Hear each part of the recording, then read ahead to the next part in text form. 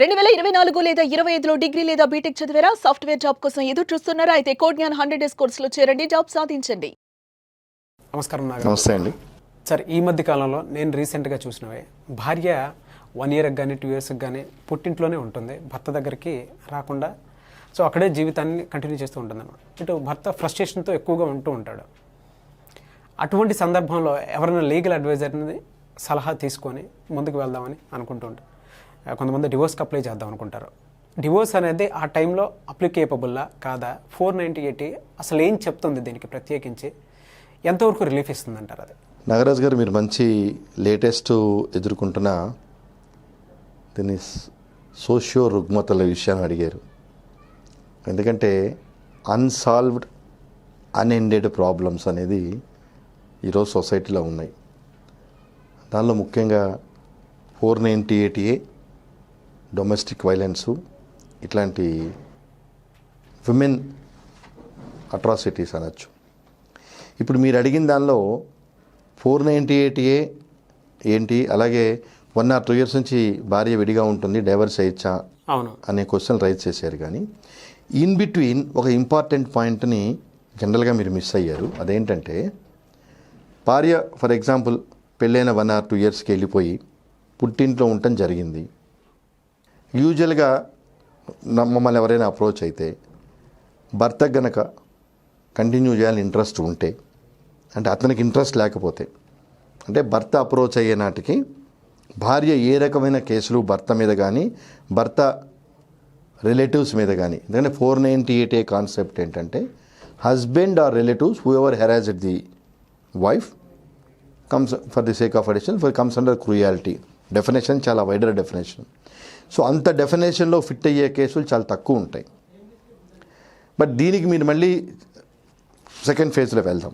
So మీరు అడిగిన దానికి చెప్పాలంటే, వెళ్ళిపోయిన తర్వాత ఆమె ఏ రకమైన ప్రయత్నాలు కానీ ఏ రకమైన కేసులు కానీ భర్త మీద ఫ్యామిలీ వేయలేదు అనుకుందాం. ఒక నిమిషం, భర్త నోటీస్ పంపించవచ్చు. దాన్ని ఏమంటారంటే రెస్ట్రిక్షన్ ఆఫ్ కాంజుగల్ రైట్స్. అంటే నాతో వచ్చి కాపురానికి చెయ్యి, come back to my our matrimonial home, we will lead happy life అని చెప్పి ఒక నోటీస్ పంపించాలి. దాని 1 or 10 రోజులు టైం ఇస్తారు.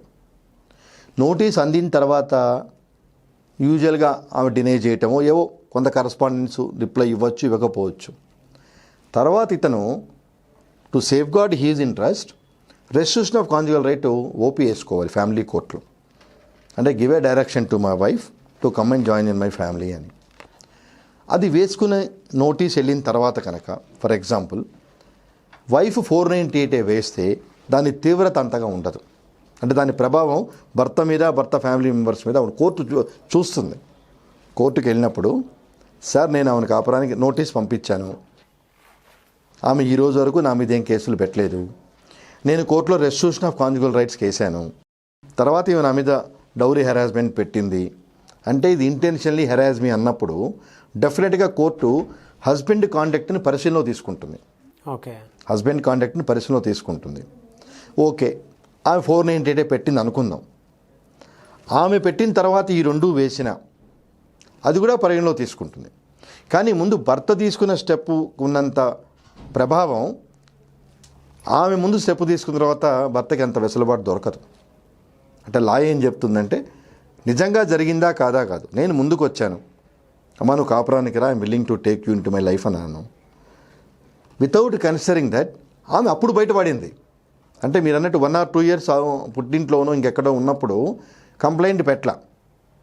కాబట్టి ఇంటెన్షన్ ఈజ్ బ్యాడ్. అంటే ఈయనతో కాపురం చేసే ఉద్దేశం లేదు, అలాంటి డైవర్స్ ఇచ్చే ఉద్దేశం లేదు, ఉండనియండి వాడి పాటికాడు ఉన్నాడు చూసుకుందాం అనుకునే మెంటాలిటీలో కొంతమంది ఇవాళ ఉన్నారు. సో వాళ్ళకేంటి, ఎప్పుడైతే భర్త రెస్ట్రిక్షన్ ఆఫ్ కాంజుగల్ రైట్స్ వేయటం జరిగిందో డెఫినెట్గా దానికి ఉన్న రిలీఫ్ దానికి ఉంటుంది. ఆమె రావచ్చు, రాకపోవచ్చు, కంటెస్ట్ చేయొచ్చు, చేయకపోవచ్చు. కంటెస్ట్ చేసిన తర్వాత లేకపోతే what ever reason it is, భార్య చెప్పిన రీజన్స్ కోర్టు అంగీకరిస్తే భర్త కేసు కొట్టేస్తారు. అంటే నీ భార్య నీ దగ్గరికి రావాల్సిన పని లేదు అంటారు. అలాగే భర్తగా వేసిన కేసులో అమ్మ నువ్వు ఆయన చెప్పింది కరెక్టే, నువ్వు ప్రూవ్ చేయలేకపోయావు, ఎందుకు వెళ్ళలేకపోతున్నానో అని కారణాలు సహేతుకంగా లేవు కాబట్టి నువ్వు భర్తతో కాపురానికి వెళ్ళాలి అన్నప్పుడు ఒక 2 choice, అపీల్కైనా వెళ్ళాలి, డైవర్స్కైనా వెళ్ళాలి. అలాగే